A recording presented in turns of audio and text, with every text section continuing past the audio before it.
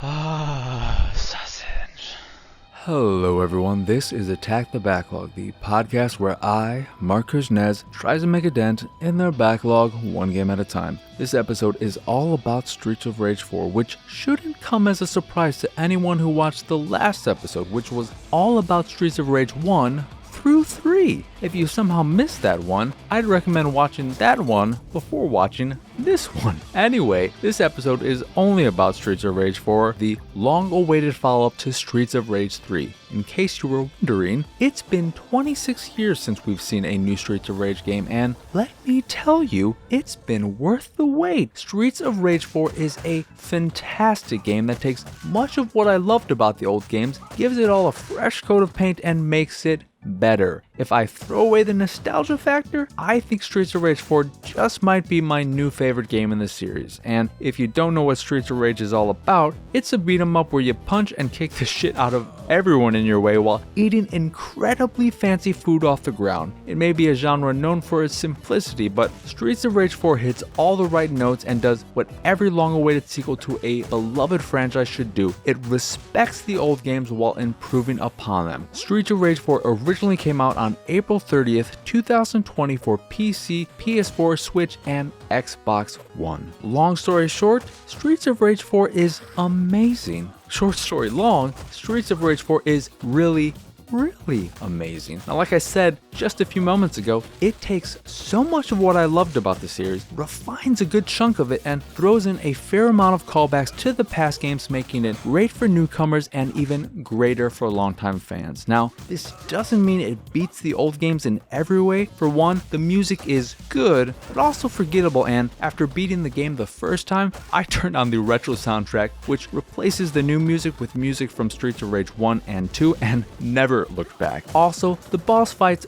overall are on the weaker side and too often resort to cheap tricks like adding regular enemies to add challenge instead of making cool and fun bosses with patterns you must learn in order to defeat. If you took away the addition of grunts from most boss fights, the vast majority would be incredibly easy, and some still are even with their band of cronies. And I know what you're thinking, are they grunts or are they cronies? The answer is simple. They're jabronis, and they 100% can't. No!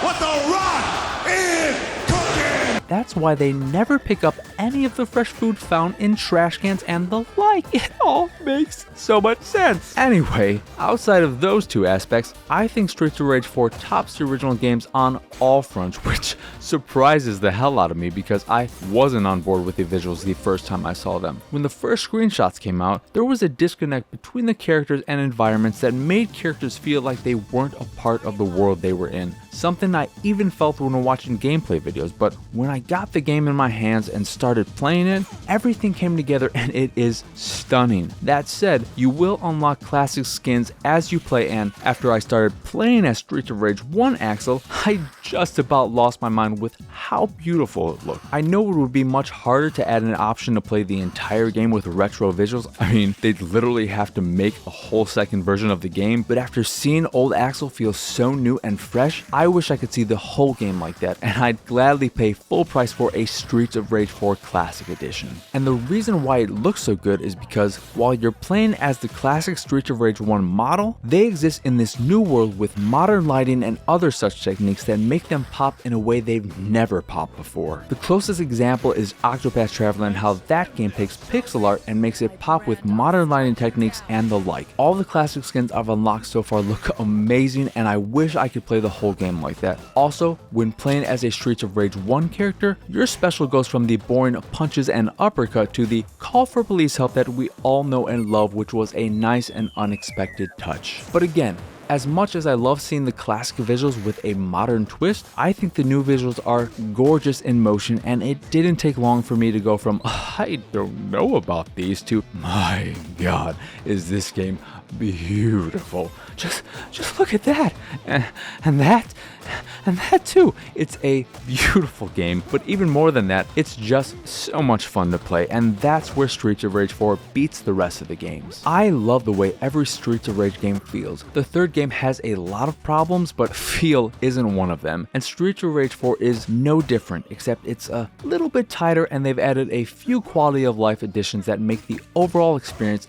that much better. One in particular. If you've played any previous Streets of Rage game, you know of one very annoying aspect that persisted through all 3 of the original games. If you hit an enemy off screen, you'd have to wait for them to mosey on back into frame. Even worse, some enemies would just walk off screen themselves if you went after them, and then you'd have to wait for them to return, and then you'd play some weird game of chicken to keep them from running away. In Streets of Rage 4, that's not a problem because if you hit an enemy into the edge of a frame, instead of going off screen, they act as if they hit an invisible wall and bounce off it. This also means there's no walking off screen. There are no words to describe how much better this makes the whole experience. You just have to have gone through the frustration that was enemies going off screen to truly appreciate the addition of these invisible walls. They are the smartest change between the original games and the new game, and I haven't gone back yet, but it'll be hard playing the originals again after experiencing the bliss that is invisible walls. If nothing else, they'll feel even more tedious than they could feel at times. Another nice change is the way special attacks work. If you've played the previous games, you know the first game had the Cop Call Bazooka attack, which was limited in use by quantity held, and that's it. Whereas 2 and 3 replaced that cool attack with a fury of punches that in 2 would take away some of your health, and in 3 would take away some of your health only if you didn't let your special meter refill before using it again.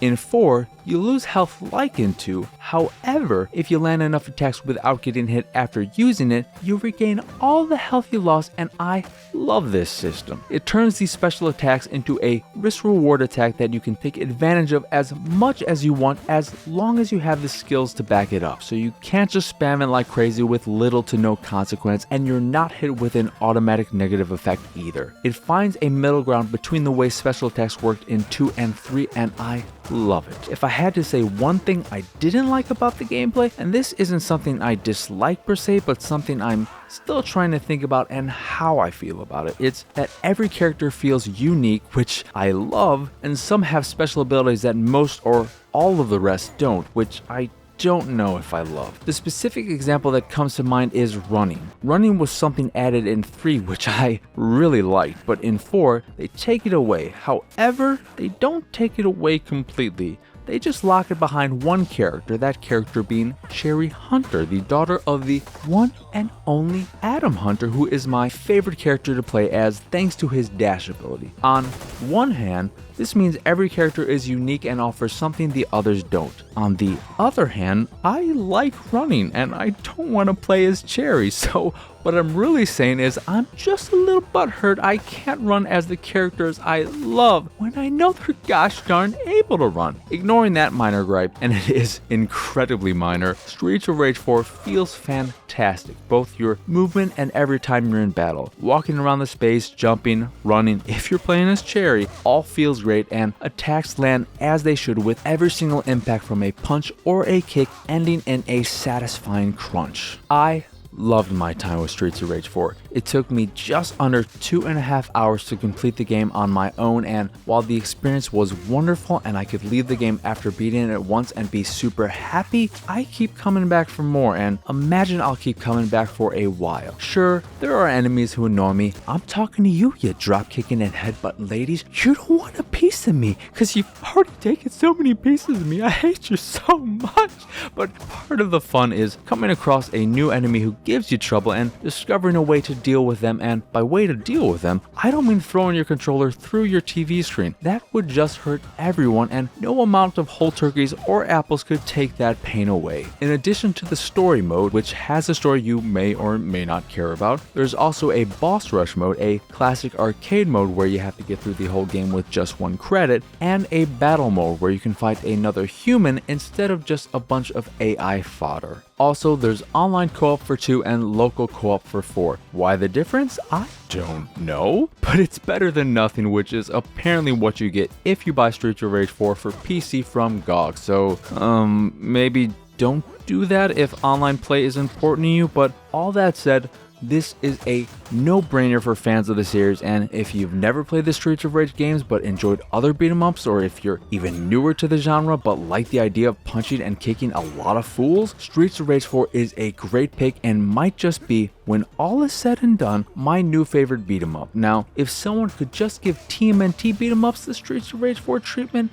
I could die happy. Or, Rocksteady, you could just make a TMNT game because your name is Rocksteady. Just do it. Ugh. One last thing, the Xbox version, which is where I played it, recently received an update fixing this and that and adding video options that were in the other versions since launch, like a retro and retro CRT filter. I only bring this up because after trying them out, I can safely say the game looks best when leaving it as is. The retro filters make it look more of a pixely mess than anything else because it's just a filter and not built from the ground up with pixel art in mind, and the bloom filter adds very little, basically just giving an outer glow to lights and the like, and is barely even noticeable. So while it might be fun to mess with these filters for a second or two, I couldn't imagine playing the entire game or even an entire level with them turned on. Except, of course, the bloom filter, which is so barely there that I don't even see the point of it. Anyway, that will do it for this here episode of Attack the Backlog. Once again, I am Marc. Y'all can find me on Twitter and pretty much everywhere at PXSausage. The site is, of course, pixelatedsausage.com, where you can find this podcast and other podcasts about games, anime, and other such jazz, which are all available on podcast services across the globe. Of course, if you'd like to check out the video version of this, if you're not already watching it, you can go over to youtube.com/pixelatedsausage and watch it there, and I highly recommend doing it. It really makes this show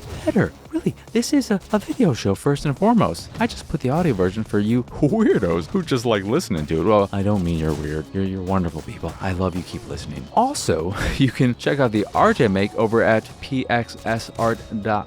If you see something you like, click the link and it'll take you to where you can purchase a print of the piece you fancy. And if you fancy the site in general and anything that we do, please go over to patreon.com/pxs and support us that away. As always, thank you for watching or listening. I hope you enjoyed this here episode, and I hope you have a wonderful, wonderful rest of your day.